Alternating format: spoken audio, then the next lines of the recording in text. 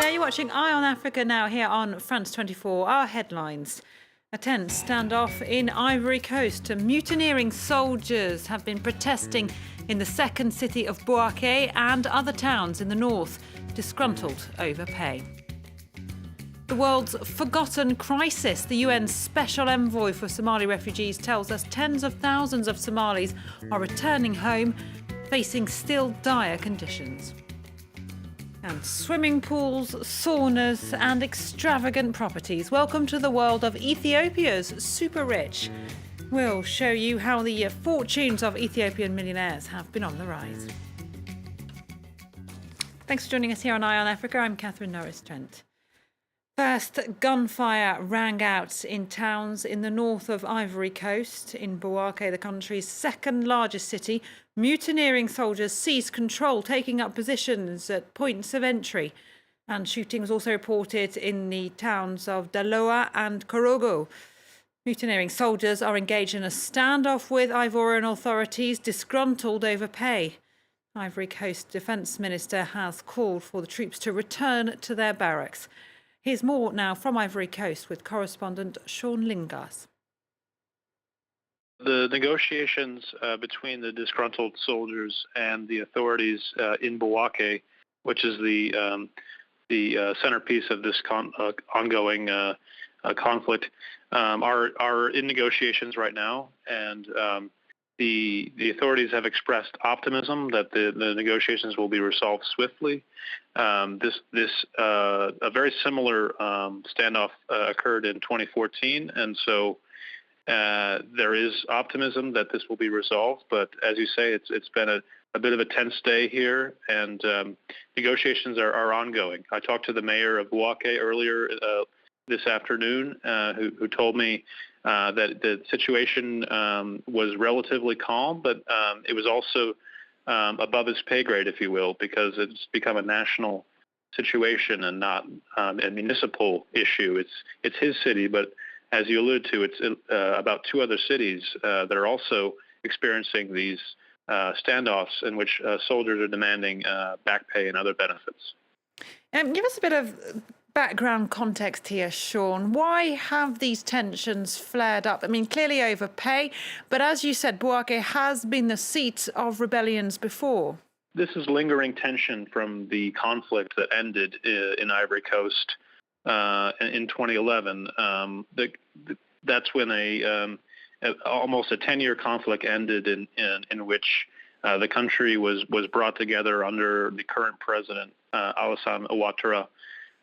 But there hasn't been enough progress, apparently, in rehabilitating and unifying the military. It's still a pretty fractured force, and that was made very clear today in these uprisings, which caught most Ivorians by surprise. They happened in the middle of the night.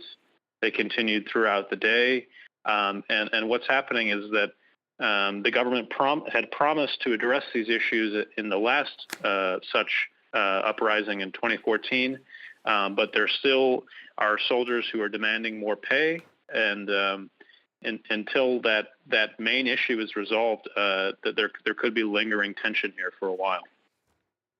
The UN's first Special Envoy for Somali refugees has told France 24 that the world must do more to help victims of what he called a forgotten crisis. More than 30,000 Somali refugees headed home from the enormous Dadaab refugee camp in northern Kenya last year. But conditions back in Somalia are still punishing, with poverty rife and the militant group Al-Shabaab at large. Here's UN Special Envoy Mohamed Abdi Afi. Somalia in 1991, and they continue to be in camps for the number of years that they have been now, in terms of third generation, fourth generation Somali refugees in the camps. And there's every possibility, and I have discovered myself, that this is a forgotten population, because this population that continued to require attention apparently seem to have been forgotten because of the other crises that emerge around the world, in Yemen, in Syria, in Afghanistan. The overall security situation of the country, which is still in very bad shape. A large part of the country is still in the hands of criminal elements. There is access to parts of the country that's still a challenge, but much more than anything else is the basic facilities of life that require to be redone. I am of the view that the situation is not ready for massive return, of the Somali population, because the conditions inside need to be fixed. The infrastructure, housing, basics of life need to be organized, and I want to appeal to the international community and friends of Somalia to redouble their efforts in first finding political stability and reconstruction of the country in order to allow the Somali population in the sub-region of the countries that I have mentioned to go back and to participate in the state reconstruction, to go back to their homes, because as you know that there is really no honor in beginning to stay in a refugee camp for 30 years or 20 years and still counting. And therefore, the end result is for these populations to go back, but go back in a situation where the conditions are ripe, and we must have a collective international effort to make those conditions possible. Next, Chad has announced it's closing its northern border with Libya in order to prevent an influx of militants fleeing fighting in the lawless Libyan south. Chadian authorities also say they're planning to deploy troops to the border area. The frontier with Libya stretches along more than 1,000 kilometres of desert, though, and is notoriously porous. Several armed groups are believed to be present in the zone. Next, voicing support for Western Sahara, South Africa's President Jacob Zuma has said that the territory, quote, still remains colonised and that South Africa would continue to stand by people there until they're free to live in their own land. Zuma held talks this Friday with the leader of Western Sahara's Polisario Front Independence Movement, Brahim Ghali. Although South Africa is a long-term ally of Western Sahara, Zuma's statements are likely to enrage Morocco, which annexed the territory, a former Spanish colony, in 1975.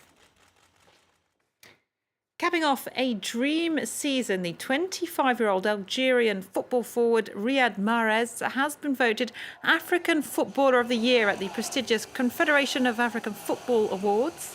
He scored 17 Premier League goals to help his UK club Leicester City to a fairy tale win. Mahrez dedicated this award to his family and friends. Now, Ethiopia has been working hard to shed its image of poverty and famine. Addis Ababa is developing into a modern regional business hub with a large and growing consumer base and foreign investment from China. And the number of Ethiopian millionaires is on the rise. We meet some of the country's super rich now with Phoebe Lanza-Wood. That's life. Said Mohammed Birhan spared no expense when building this luxurious villa on the heights of Addis Ababa. That's the gym and the sauna. Here you have the living room and the kitchen. It's only a small part of the house. Birhan is one of the richest men in Ethiopia. Inside his house, everything screams of opulence. And on the wall hangs a picture of Birhan's idol, Warren Buffett. This year, Bill Gates, how many million? More than 80 million. Warren Buffett, $65 billion. And you? More than. Birhan belongs to Ethiopia's new generation of millionaires. He bought this factory 20 years ago and has since become the king of clothing. There aren't many clothes factories in Ethiopia. This one's the biggest. Though often associated with famine and poverty, Ethiopia has in fact seen its economy grow 10% yearly in the past decade. Its number of millionaires has also increased by a staggering 140%. There are now over 3,000 of them in the East African country. Catering to these new expensive tastes, a new $5 billion housing project recently sprung up on the outskirts of the capital. In this US-styled gated community, a villa costs upwards of $500,000.